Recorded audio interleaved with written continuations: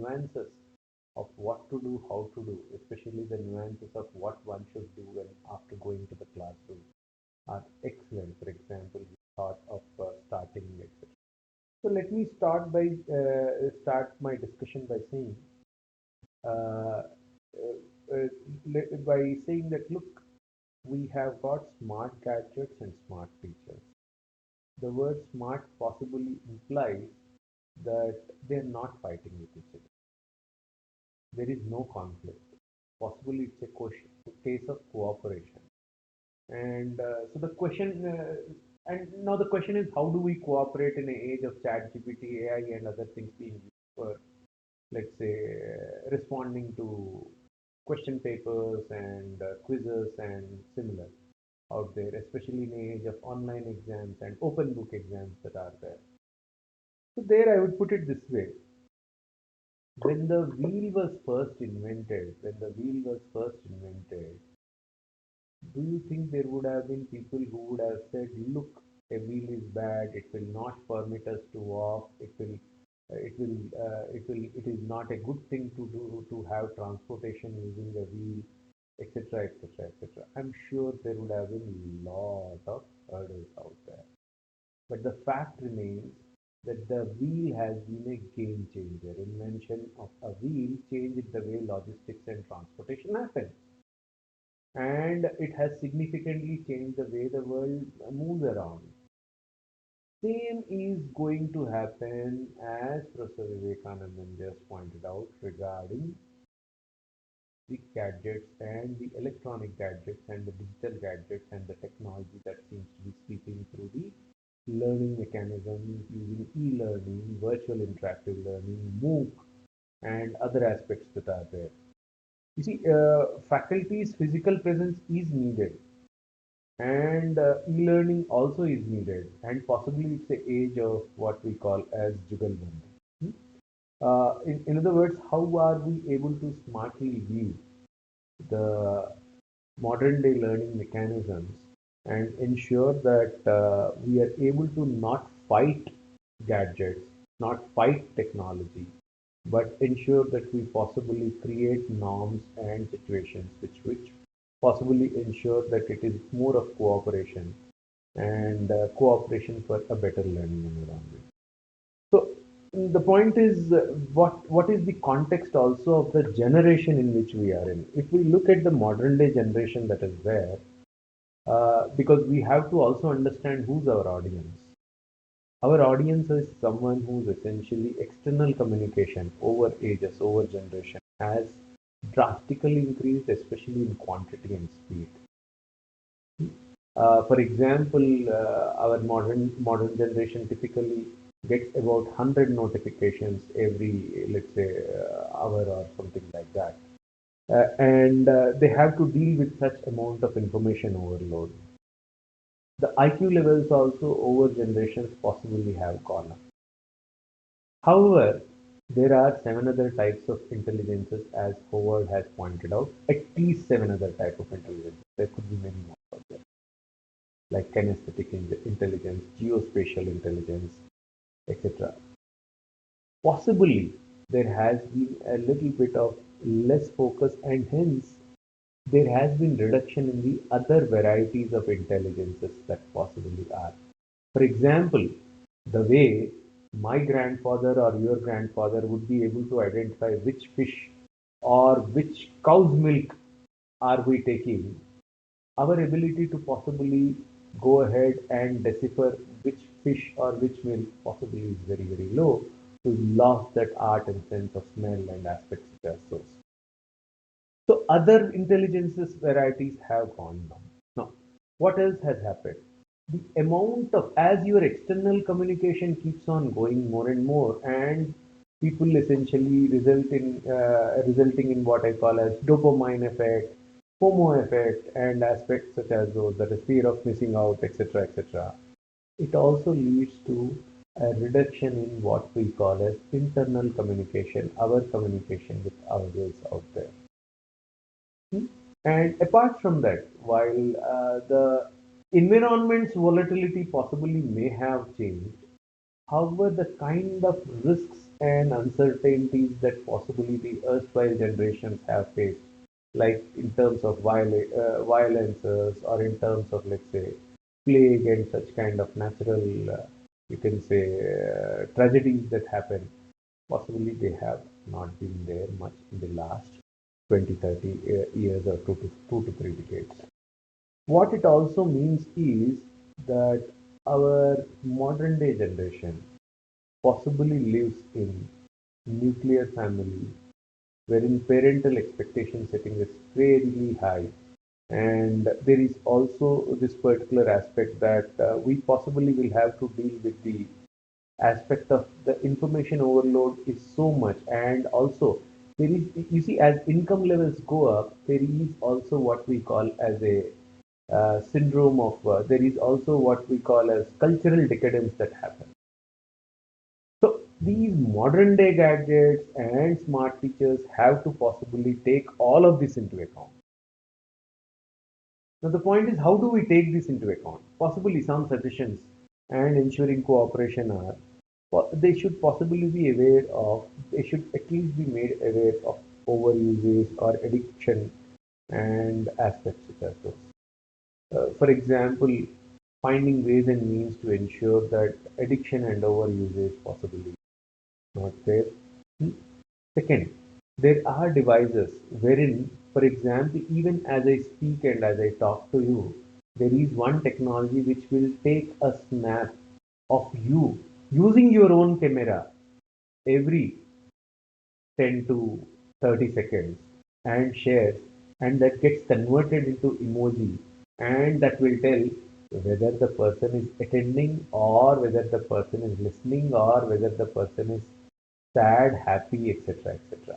So one can use technologies such as those, especially these are technologies which I had experienced and I had come across to ensure that the class essentially goes to another level altogether. Next, you see, what also we need to understand is that there is this aspect of increasing mobility, and there is this aspect of richer options that are there when it comes to the students out there. So how do we kind of find a way to ensure that all of this are taken into account in terms of our offering a certain aspect which captures them? The point is, there are, as per Kirkpatrick, in the field of management, there are 4 ways of learning which people essentially, of course, people have certain preference over others. What are those 4 ways? Essentially, one is, are you learning using theorizing? Are you learning using what we call as doing? The other you can say part of the continuum out there. And the other dimension is, are you learning using observing, or are you learning using thinking? So there are essentially 4 dimensions out there. So it possibly makes sense for a faculty to see, is his offering, his faculty, is his, let's say, pedagogy ensuring that all these 4 kind of learning mechanisms are getting captured? Are we having a question paper? Are we having a teaching style which ensures that all of each of these types are they getting involved? Hmm? That's something which possibly one needs to appreciate. But the other aspect is, I think, in some sense, this Gen Z, which I just pointed out with certain traits, also is also looking at personalized growth journey. For example, can we offer them using, let's say, Moodle or aspects such as those, an aspect of how much they are progressing? And they are also eagerly looking forward to things which wherein things are highly experiential, which is where highly experiential and flexible, because of the aspects which we pointed out, information overload, etc., time constraint, etc., etc. They are looking at things: can they be highly experiential? Can they be highly flexible? And also, most importantly, Gen Z looks forward to what is the return on multiple dimensions. Their definition of return on investment is not in terms of money or aspects such as those, They are looking at what are the multiple dimensions and can I kind of retain it for a longer time, longer period of time out there. So considering all these aspects, I think one possible takeaway could be that it possibly also implies that as a teacher or as a smart teacher, one needs to understand that you are not only dealing with new generation gadgets, new technologies, you are also dealing with aspects such as a need for cross-cultural communication. Second, there is also a need for what we call as multilingualism. That is, you would agree that the kind of, you can say, information, because each person and each party, since they are getting addicted to a certain way of capturing things, they possibly are getting more and more information of that particular identity grouping only. And in that sense, there is a need to also manage, you see, skill sets such as managing human capital, multilingualism, and cross cultural communication. These possibly gain far, far more importance when it comes to uh, accepting the fact that technology possibly is going to make things. So let me give one to two practical examples of how this possibly gets taken into account. For example, can you have a question paper wherein it gets randomized out there, and hence the question which is there at some other place essentially is not in the same sequence to the other person. I'm sure most of the modern day softwares, Proctor and others do offer such access. Second, can we find a way such that it is randomized to the extent of number-based question paper? For example, the number, let's say, if number of edits or number of, let's say, a certain number is changed using the roll number of the person or roll number of the student, so that essentially the situation changes and hence the answer also changes automatically. Second, third, can we possibly have devices wherein when you are taking a lecture, wherein you can, after about 5 to 10 minutes of discussion, you can ask the students, look, I will evaluate what you write and what type of questions you ask in the chat. What you write and what type of questions you write in the chat. Fourth, for example, can you ensure that after every 5 minutes or after 10 minutes, especially if it's an online lecture, you stop in the middle and you say, you randomly pick up a person or two and say that, you see, let's review what has been done till now. Fifth, can we also find out ways, and there are devices wherein like Kaun Banega Crorepati, wherein you can press the, you can say, you can have MCQs wherein you can check after every few minutes by having an MCQ or two in terms of checking the class participation itself, so that the focus of that particular student is in some sense getting in some sense cross-checked. The idea is essentially what I call as, can we have more of theme-centered interaction? What is theme-centered interaction? Essentially, the idea is of theme-centered interaction is the pedagogy capturing the I part of the student? Second, is the pedagogy capturing the group? I, we is the group, and last part of TCI, theme-centered interaction, is the theme itself. So is the pedagogy also capturing the focus on that particular theme as well?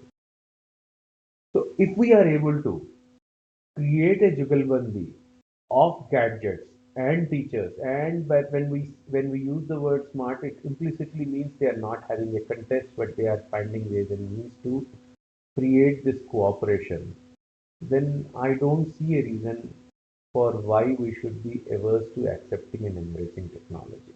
Of course, certain norms will have to be done, and as Professor Vivekananda just pointed out, for example, let's say, can you start with creating a hook at the start of the session, or let's say identifying and rephrasing or ensuring that the participants themselves paraphrase it, are forced to paraphrase, and aspects of that needs to be done.